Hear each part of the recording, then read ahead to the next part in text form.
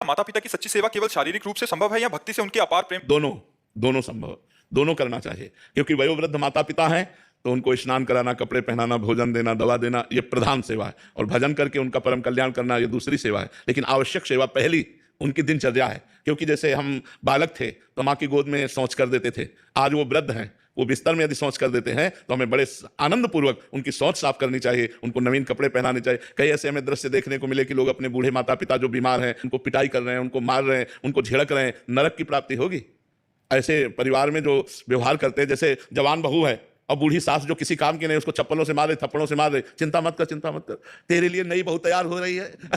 लिख लो हमारी बात, लिख लो।